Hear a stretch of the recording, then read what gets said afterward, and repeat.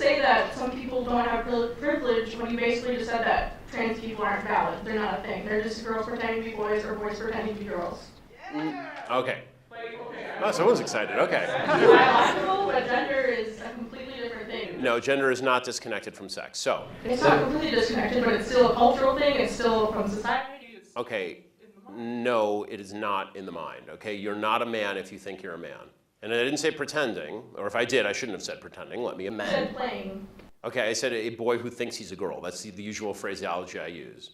Not playing. I usually say a boy who thinks he's a girl or a girl who thinks he's a boy, which is technically what we're talking about here.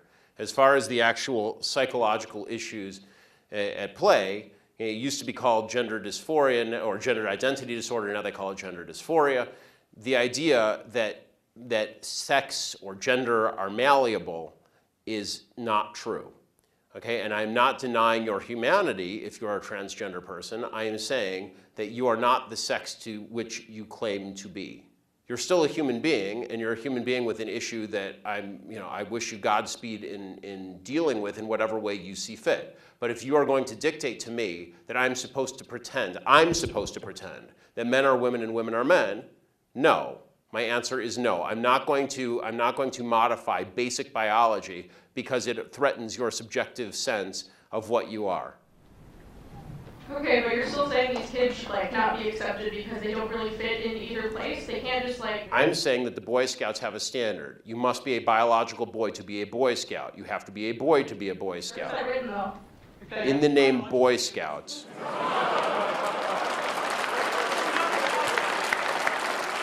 Because this is a very because for all of human history, boy meant boy and girl meant girl. Boy did not mean girl. And if I call you a moose, are you suddenly a moose? Okay, if I redefine our terms. No, yes, that's right. Men and women are a completely different thing. This is true. Have you ever met a man or a woman? They're completely different. Completely different thing. You can't just say you're a cat. It's not a thing. It's genders. It's not saying you're. Okay, why is that? I don't understand. Why? Okay, let me ask you this. Okay, I won't ask you how old. I will ask you how old you are. Okay, because you're young enough that it's probably not insulting to ask you. So. I'm 22, so I'm probably gonna be naive, right? No. Why aren't you 60? Why aren't you 60?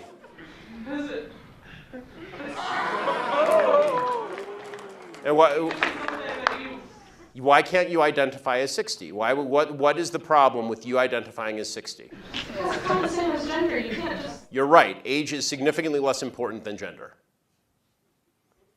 You can't magically change your gender. You can't magically change your sex. You can't magically change your age. You can still legally change it. People recognize. You can't legally change your age, by the way. Obviously, you can change your name, you can change your sex, you can change your identity. Just because you can do things legally doesn't mean that they are correct biologically. You could do lots of things in the past that were incorrect biologically and correct legally. For a long period of time in the United States, sterilization of the mentally ill took place. That didn't make it okay. Skinner versus Oklahoma. Justice Oliver Wendell Holmes wrote the decision. Right. I still don't understand how you're accepting these children that are. It's not a matter of open-minded and accepting. I want them to get treatment that they see fit, but that's not involving me. The idea behind the transgender movement as a civil rights movement is the idea that all of their problems would just go away if I would pretend that they were the sex to which they claim membership. That's nonsense. The transgender suicide rate is 40%. It is 40%. And according to the Anderson School at UCLA, it makes no difference. There's a study that came out last year. It makes no difference, virtually no difference, statistically speaking, as to whether people recognize you as a transgender person or not, which suggests there's a very high comorbidity between transgenderism, whatever that mental state may be, and suicidality. That has nothing to do with how society treats you. Do you think it could be because of they're bullied at school? No, I don't think that. I do not think that the discrepancy.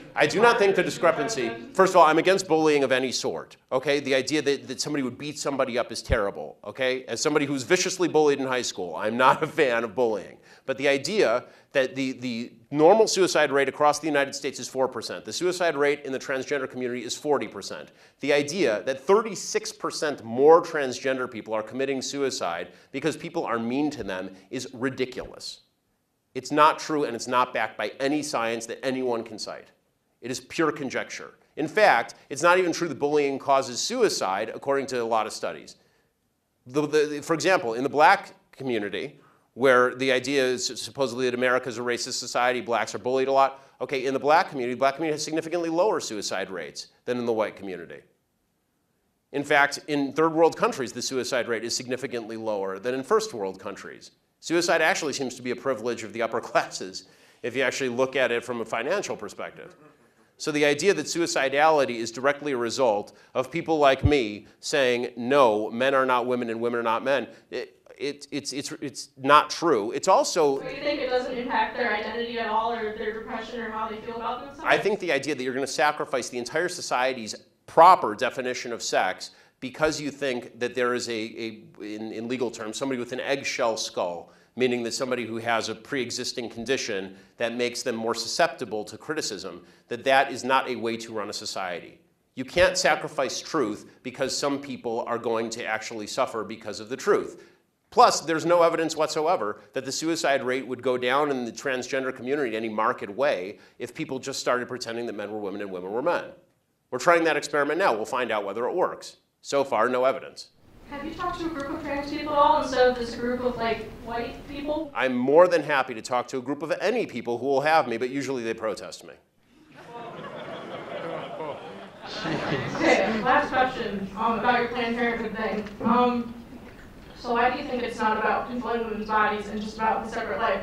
After the baby is born, how come when people don't care about them, they don't care where they end up in foster care, they don't care about the mother being poor? Okay, I do care about the mother being poor, I do care about foster care. Okay, but why don't you advocate for that, though?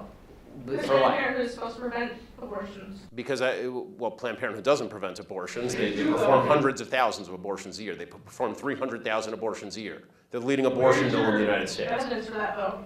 That they perform 300,000 abortions a year from Planned Parenthood. That's my evidence. They don't dispute that. No one disputes that. Like birth control and cancer. I'm not anti-birth control. I know. Birth control is extraordinarily cheap. That provides affordable birth control, which would in turn... Okay, they're not the only people in America who provide affordable birth control. You can go get a pack of condoms down at the local CVS for $12. Condoms great. People need medication too. Yes, and it's true that most forms of birth control are also extraordinarily cheap on an annualized basis. Unless you have a severe problem, most birth control is very cheap and readily available. And I'm not against people going and getting that from Planned Parenthood. As you may have noticed, I'm mostly against abortion. If you want to go to Planned Parenthood and get a contraceptive, go for it. I don't care. I do care when you start killing babies. This is a problem for me. But what about in rape and incest situations? Okay, so so here's the question. I mean, this is a long conversation, and I'm enjoying it actually, which is why I'm allowing you to stay. But the question of rape and incest, first of all, important to note, rape and incest are not only a vast minority of abortion cases, they're an extraordinarily low percentage of abortion cases. So if we can first stipulate that all the other abortions are bad, then we can talk about that other one. Can we do that? Are all the other abortions bad, or are those ones okay? And you're just using this as an excuse to make the other ones okay. They're all okay. Ah, good, someone who's honest. So, who's the honest fellow? Who's okay, yay, honest people, good, I like the honesty. Okay, so all abortions are okay. So, oh, a sign that I can't read because it has lots of words on it. Okay, so, I have one question for you and one question only on abortion. Does the vagina, the vaginal canal, magically confer personhood? Answer, does the vagina magically confer personhood? Yeah, raised hands are okay. You, sir. No, the first breath does. The first breath confers personhood.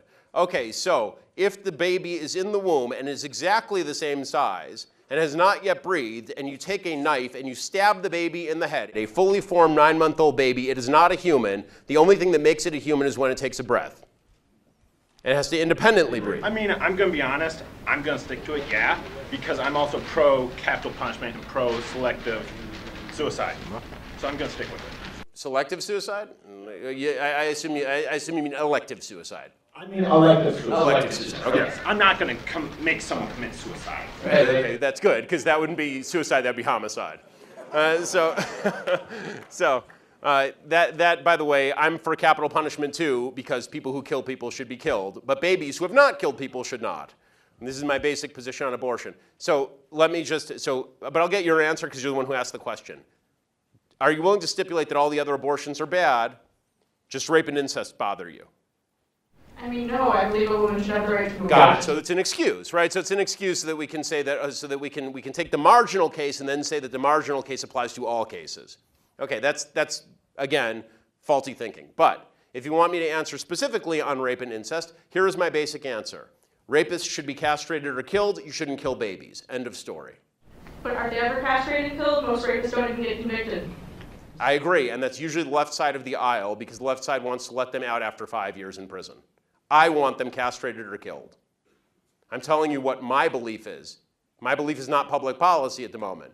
But I think, would you agree with me on that one? Can we at least get a little agreement to finish this particular parlay? Okay, should rapists be castrated or killed? Well, yes. Okay, good, yeah, okay, we agree. Thanks.